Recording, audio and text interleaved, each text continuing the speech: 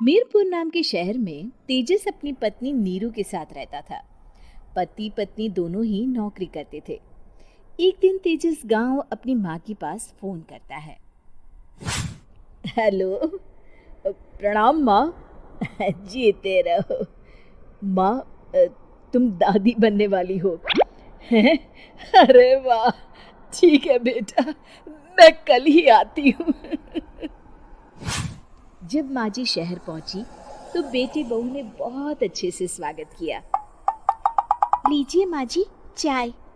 अरे गर्मा गर्म पकोड़े ले आओ माँ के लिए। नीरू रसोई में गई और 2 मिनट में ही पकोड़े ले आई। जी, ये लीजिए।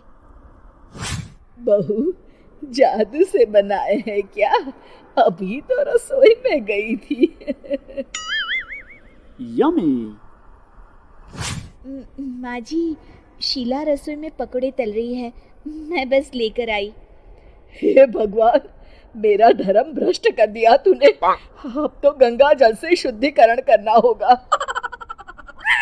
दूसरे दिन, माँ जी, मैंने नाश्ता बना दिया है, ऑफिस जा रही हूँ। पर अभी तो घर का सारा काम पड़ा है।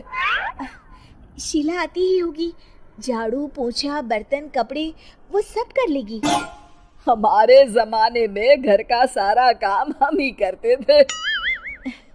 जी माँ जी, आप बहुत होशियार हैं, मैं घर ऑफिस दोनों नहीं संभाल पाती।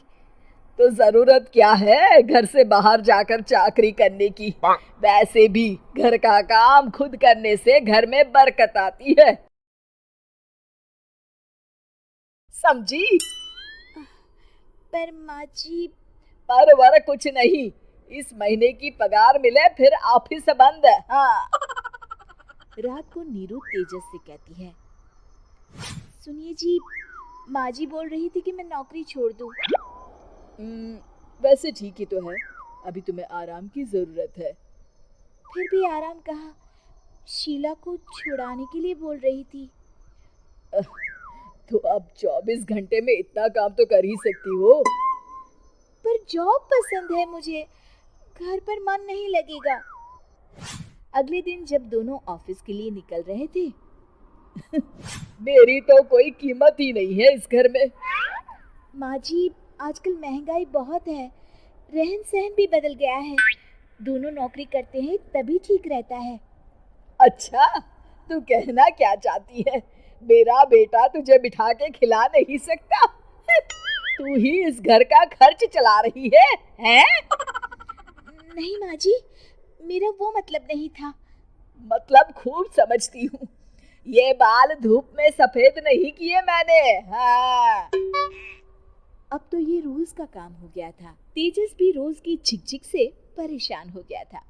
एक दिन उसने कहा, नीरू, वैसे भी तुम्हें मैटरनिटी लीव मिलने वाली है, तो अभी से ही छुट्टी ले लो। पर क्या, मेरी सैलरी अच्छी खासी है। आखिर नीरू ने रिजाइन कर दिया। जब बच्चा हुआ तो घर में सब बहुत खुश हुए। कुछ दिनों बाद तेजस फाइल देख रहा था। क्या हुआ तेजस, कुछ परेशान लग रहे हो? अब हाँ, वो हमारी जितनी सेविंग्स थी वो तो हॉस्पिटल में और छठी के फंक्शन में खत्म हो गई है नीरू। और अभी वैसे मंदी चल रही है तो मैं बोल रही थी कल मुन्ना को हेपेटाइटिस का टीका लगवाना है। नीरू, क्या पोस्टपोन नहीं कर सकते? नहीं जी, बिल्कुल नहीं। अब तेजस को समझ में आ रहा था कि उससे गलती हुई है। पैसों की कमी का असर घर के माहौल पर भी पड़ रहा था। अगले दिन, बेटा, मेरा चश्मा और ये दवाइयाँ ले आना, पर्चा देते हुए माँ जी ने कहा। जी।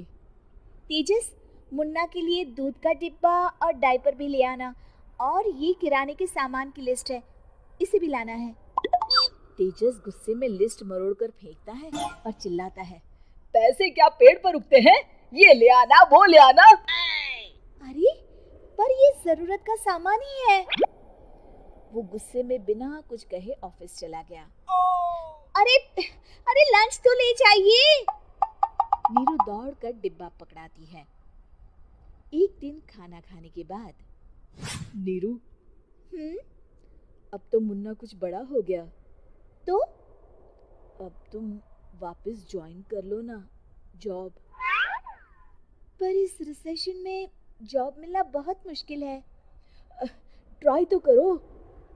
फिर मुन्ना? माँ जी है ना, और एक फुल टाइम मेड भी लगा लेंगे। पर माँ जी, उन्हें तो पसंद नहीं। तभी माँ जी वहाँ आ जाती है और प्यार से नीरू के सर पर हाथ फेरते हुए बोलती है, अब मेरी समझ में आ गया बहू, पहले के और अब के समय में अंतर है। तुम काम शुरू करो, मुन्ना की जिम्मेदारी मेरी। मेरी प्यारी माँ जी। ये कहकर नीरू उनके गले लग गई। शिक्षा, परिवर्तन संसार का नियम है, हमें भी समय के साथ चलना चाहिए। उम्मीद है कि आपको हमारी ये कहानी पसंद आई होगी। कृपया हमारे चैनल को सब्सक्राइब करें और सभी अपडेट्स के लिए बेल आइकन जरूर क्लिक करें। और हाँ, वीडियो लाइक और शेयर करना मत भूलिएगा। Bye bye.